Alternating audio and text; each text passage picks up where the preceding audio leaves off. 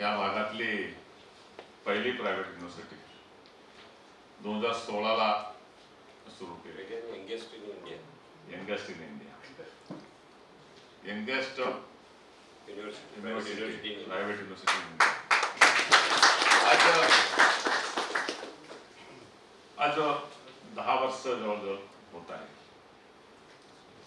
आणि ह्या युनिव्हर्सिटीचा SGI Sanjay Ghodawat university health institute हे या क्षेत्रात महाराष्ट्रात भारतात या प्रायव्हेट युनिव्हर्सिटीच्या तुमची जे कामगिरी आहे, तिकडची जी व्यवस्था आहे, तिकडची स्वच्छता आहे, संस्कारमय वातावरण आहे आणि ह्या सर्वांच्या बरोबर शिक्षणाचा म्हणजे KG to PG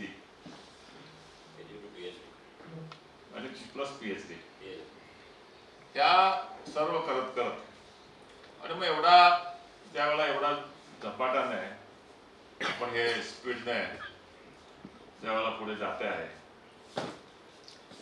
तर मग माझ्यासारख्यांना माझ्याबरोबर खूपच सगळ्या लोकांना अशी इच्छा तयार होते. आपण ऐकतोय की जगात काही युनिव्हर्सिटी ज्यांना आयव्ही लीग म्हटलं जाते. मग आपल्या समोर काही नावं येते. मग प्रामुख्याने US युनिव्हर्सिटी, मग ते हार्वर्ड असेल, कोलंबिया असेल, वगैरे वगैरे. आणि मग आपण या विकसित भारत ज्यावेळेला कल्पना करतोय, मग त्यामध्ये निश्चित विकसित शिक्षण क्षेत्रही आला काळांच्या बरोबर किंवा काळाच्या पुढे. मग आपला ह्या करता म्हणजे आज या भागातली एक नामांकित, या भागातली काय महाराष्ट्रातली, भारतातली एक नामांकित युनिव्हर्सिटी, 16 ते 20 हजार, जवळपास 20 हजार विद्यार्थी तिथे शिक्षण घेत आहे. आणि मग भविष्यातल्या ह्यामध्ये आपलं विजन, आणि मग ज्यावेळेला मला निश्चितच मला कल्पना आहे की तुम्ही ज्यावेळेला विजन बघते त्यावेळेला खूप वरचा विजन तुम्ही घेऊन आपला प्रवास करते आहे. तर आपला ह्यामध्ये पुढचा विजन आणि मग भारताचा विजनच्या बरोबर म्हणजे विकसित भारताच्या बरोबर ह्या युनिव्हर्सिटीचा विजन कसं बघते. नमस्कार कोल्हापूर. नमस्कार. सर्वप्रथम सुरेंद्रभाई, मी आपला आभारी आहे, कोल्हापूर फर्स्ट आणि आपला, की आपण आज मला इथे बोलवलं आणि माझा जो सत्कार केला आणि त्या योग्य समजलं मला, त्याबद्दल मी आपला आभारी आहे. आपल्याबद्दल बोलायचं तर मी इतकंच म्हणेन की भगवान है तो ब्रह्मांड है, भगवान है तो ब्रह्मांड है, ब्रह्मांड है तो एनर्जी है, एनर्जी है तो पृथ्वी है, पृथ्वी है तो इंसान है, इंसान है तो मुश्किलें है, मुश्किलें है तो एजुकेशन है, एजुकेशन है तो लर्निंग है, लर्निंग है तो थिंकिंग है, थिंकिंग है तो क्रिएटिविटी है, क्रिएटिविटी है तो नॉलेज है, नॉलेज है तो विजडम है, विजडम है तो थॉट्स है, थॉट्स है तो एक्शंस है, एक्शंस है तो हैबिट्स है, हैबिट्स है तो एटीट्यूड है, एटीट्यूड है तो पर्सनालिटी है, पर्सनालिटी है तो डेस्टिनी है, डेस्टिनी है तो कोल्हापुर है, कोल्हापुर है तो सुरेंद्र जी है, सुरेंद्र जी है तो कोल्हापुर फर्स्ट है.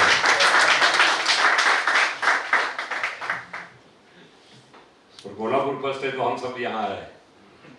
तो आपण जे काम केलेलं आहे कोल्हापूर फर्स्ट, ते अतिशय वाखाणण्याजोगं आहे.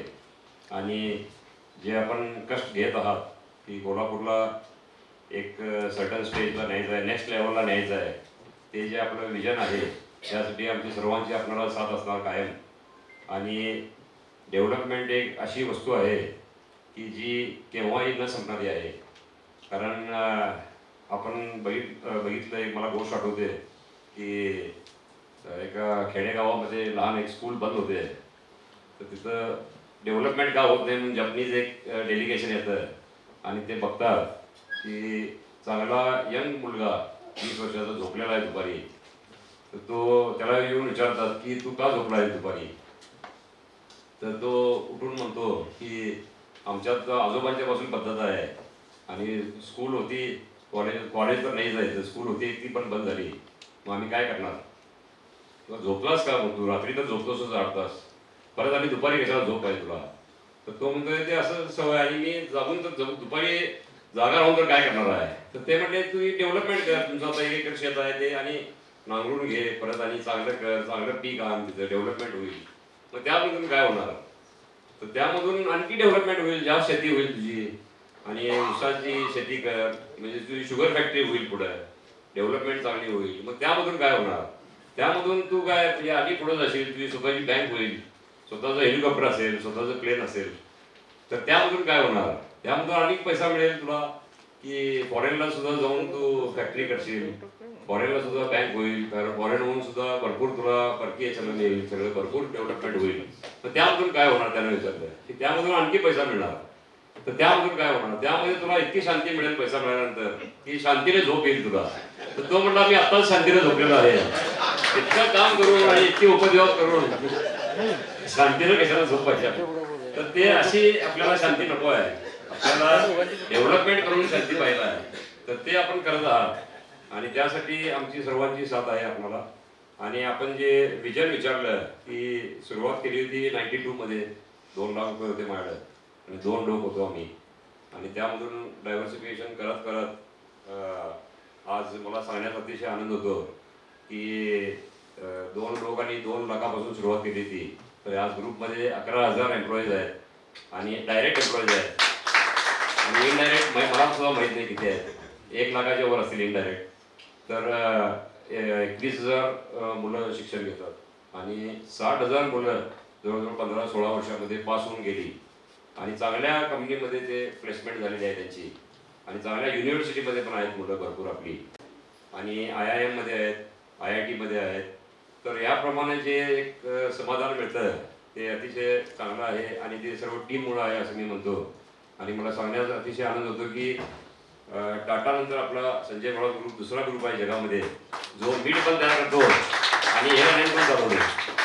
तर हे विजन ठेवून, म्हणजे मला बरेच जण विचारतात की तुम्ही इतके बिझनेस करता आणि कोल्हापुरात बसून कसं करता? तर मी त्यांना एकच सांगतो की कोल्हापुरात जन्मलेलं आहे आणि कोल्हापूरचं पाणी पिलेलं आहे. तर इथे जे काही करायचं आहे डेव्हलपमेंट ते आम्हाला इथेच करायचे आहे, आणि कोल्हापूरची लोकांची एक जे प्रेम मला मिळालेलं आहे पहिल्यापासून ते आणि जगात कुठेही मिळत नाही.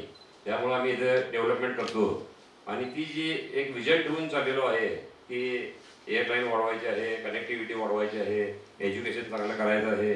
कारण एज्युकेशन एक अशी गोष्ट आहे की तुमचं सर्व काही चोरीला जाऊ शकतं, म्हणजे सोनं आहे, चांदी आहे, पैसा आहे, चोरीला जाऊ शकतं. पण नॉलेज एक अशी वस्तू आहे की जी केव्हाही, म्हणजे knowledge can not be stolen असं म्हटलं जातं. तर ते नॉलेज एक अशी वस्तू आहे की ज्यातून 22वी पिढी आपली घडते, आणि त्यांना जे संस्कार जर चांगले मिळाले तर ते चांगले सिटिजन्स बनतात, चांगले लीडर्स बनतात, चांगले डॉक्टर्स बनतात, प्रभू डॉक्टर्स यांसारखे आणि महाराज डॉक्टर यांच्यासारखे.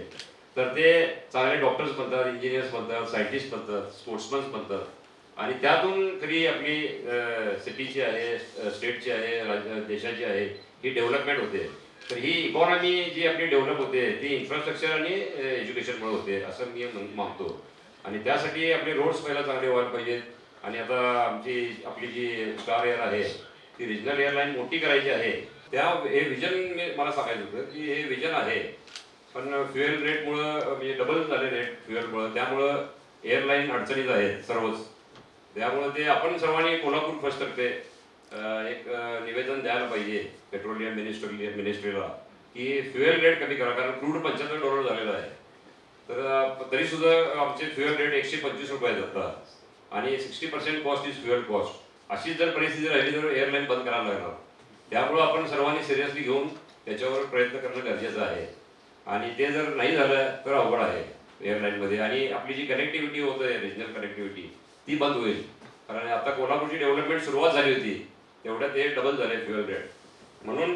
आणि एज्युकेशनमध्ये पुढे फार चांगलं विजन आहे आपलं, आणि ते करण्याचा सुद्धा आपला प्रयत्न राहील. चांगल्या युनिव्हर्सिटीचे आपण कोलॅबोरेशन करत आहोत, स्कूलसुद्धा आपण चांगले डेव्हलप करत आहोत कोल्हापूर, पुणे आणि बेळगावला.